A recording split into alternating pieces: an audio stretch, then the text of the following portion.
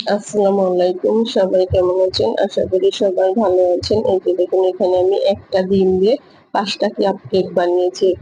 Cake আসলে বাচ্চারা খেতে কিন্তু খুবই পছন্দ করে।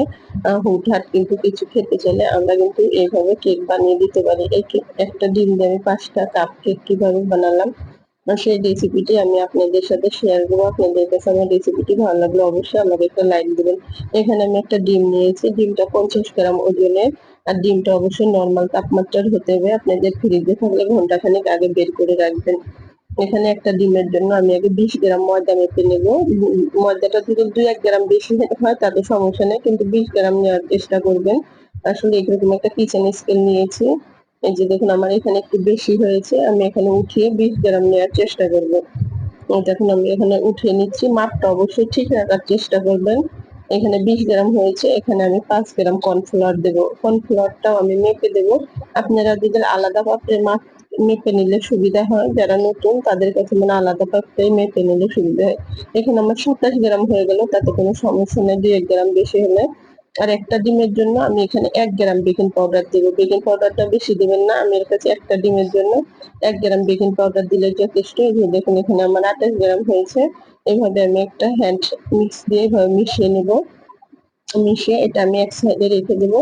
রেখে এখানে আমি ২৫ গ্রাম ময়দা আর কর্নফ্লাওয়ার মিলে আমার ২৫ গ্রাম নিয়েছি।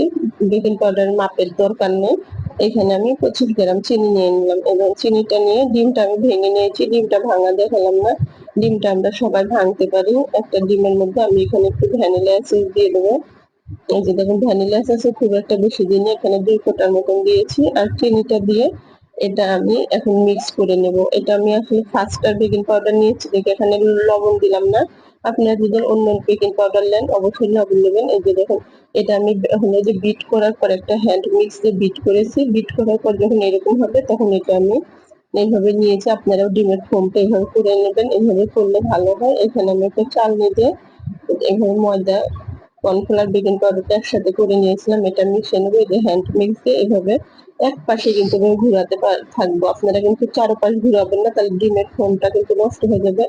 এটা যখন ভালোভাবে আমার এখানে মিক্স হয়ে যাবে তখন এটা আমি এই যে দেখুন এইভাবে নিয়ে নিলাম। নিয়ে আমি একটা চামচের সাহায্যে আমি এখানে কাপ কেকের বক্স গুলো নিয়েছি ছোট ছোট। এই যে দেখুন, এটার মধ্যে আমি একটু তেল দিয়ে দিব আগে। তেল দিয়ে এটার মধ্যে কিন্তু কাগজ বসাতে হবে। একটার মধ্যে একটু তেল দিয়ে আমি হলো যে একটা টিস্যু দিয়ে সবগুলো ব্রাশ করে নেব। একটা টিস্যু দিয়ে মুছে নেবো। আসলে তেল আমার এতগুলো লাগবে না, তেলটা বেশি পড়ে গেছে। আমি এখান থেকে একটু ঢেলে রেখে দিয়েছি। দিয়ে এই যে দেখুন, এইভাবে কিন্তু আমি এই টিস্যুটা দিয়ে আমি সবগুলো এই যে কেকের মোল্ডগুলো এভাবে মুছে নেবো। সবগুলো মুছে নেওয়া হলে এখানে আমি একটা করে এভাবে কাগজটা এভাবে বসিয়ে দেবো। এই যে দেখুন, প্রত্যেকটা আসলে যে কোনো জিনিস একটু ধৈর্য নিয়ে করলে অবশ্যই ভালো হয়। আমি আসলে ফুলটা বেশ একটা ভালো দিতে পারি না, আপনারা যদি চেষ্টা করেন আরো ভালো দিতে পারবেন। আর বানানোর মধ্যে সবকিছু মাঝে মধ্যে যদি প্র্যাকটিস করেন যে কোনো জিনিস বানাতে বানাতে কিন্তু সুন্দর হয়ে যায়। আমি একটা এরকম গোল চামচ নিয়েছি, গোল চামচ দিয়ে এভাবে আস্তে আস্তে সবগুলো মোল্ডের মধ্যে আমি এভাবে দিয়ে দেবো। এই যে দেখুন, আসলে এক মাপের দেওয়া যায় না, কিন্তু আসলে এক মাপের দিলে কিন্তু ভালো হয়, কিন্তু আমার আসলে কম বেশি হয়ে গেছে। এই যে দেখুন, এভাবে আমি আস্তে আস্তে একটু এভাবে ঝাঁকিয়ে নেব। এদিকে চুলায় কিন্তু আমি একটা পাতিল বসিয়ে দিয়েছি, এটা দিয়ে আমি আসলে কেকটা চুলাই বানাবো। আপনারা ওভেনে বানাতে পারেন, আমার আসলে আমি চুলাই বানাবো। আমি কেক সাধারণত চুলাই বানাই। পাতিলটা যখন একটু গরম হয়ে আসবে, এই যে দেখুন, যখন আমি হাই হিটে পাতিলটা গরম করে চুলার আঁচটা মিডিয়াম আঁচে রেখেছি। মিডিয়াম আঁচে এদিকে পাতিলে একটা মিষ্টান বসিয়ে দিয়েছি। স্ট্যান্ডের মধ্যে আমি প্লেটটা বসিয়ে দিলাম। দিয়ে আর এই যে কাঁচের ঢাকনা দিয়েছি, কাঁচের ঢাকনা ছিদ্রটা আমি বন্ধ করে দিয়েছি। এটা আমি 30 মিনিট পর আসবো। এই যে 30 মিনিটের মধ্যে আমার কেক গুলো হয়ে গেছে। আমি একটা এই যে এইভাবে কাঠি দিয়ে চেক করবো। কাঠিটা যখন ক্লিন উঠে আসবে তখন বুঝতে পারবো আমার কেক হয়ে গেছে এবং কাঠিটা একদম ক্লিন হয়ে গেছে। আমার কেকটা হয়ে গেছে। আমি চুলার জালটা এখন বন্ধ করে দেবো। বন্ধ করে দিয়ে একটা তোয়ালে দিয়ে ঢেকে রাখবো। আসলে স্পঞ্জ কেক গুলো কি হয়, ডেবে যায় একটু, ডাববেই। তারপরে এভাবে ঢেকে রাখবেন। ঢেকে রাখলে বাতাসটা না পেলে শক্ত হবে না। আমি এইভাবে এখন কেকটা ঠান্ডা হওয়ার জন্য অপেক্ষা করতেছিলাম। আমার কেকটা ঠান্ডা হয়ে গেছে। আমি এখানে চিনি দিয়ে সুগার সিরাপ বানিয়ে নিয়েছি। 1 চামচ চিনি দিয়ে অল্প একটু পানি দিয়ে সুগার সিরাপ বানিয়েছি। অবশ্যই এখানে একটু সুগার সিরাপ ব্রাশ করে নেবেন। এভাবে সুগার সিরাপ ব্রাশ করবো। আমি সবগুলোতে আগে সুগার সিরাপ ব্রাশ করে নিয়েছি। ব্রাশ করা হলে পরে এখানে আমি এখন এই যে এখানে আর ক্রিমটা আমি বিট করা দেখালাম না, এই যে ক্রিমটা আমি বিট করে নিয়েছি। একটা আমি পার্পেল কালার করেছি, পার্পেল কালারটা আমার মেয়ে আসলে পছন্দ করে, এই কারণে আমি পার্পেল কালার করেছি। আপনারা যেমন কালার, কেউ গোলাপি, কেউ হলুদ, কেউ সাদাটাও দিতে পারেন। আমি পার্পেল কালার করে নিয়েছি। গ্লাসের মধ্যে একটা, এই যে দেখেন এইভাবে নিয়েছি।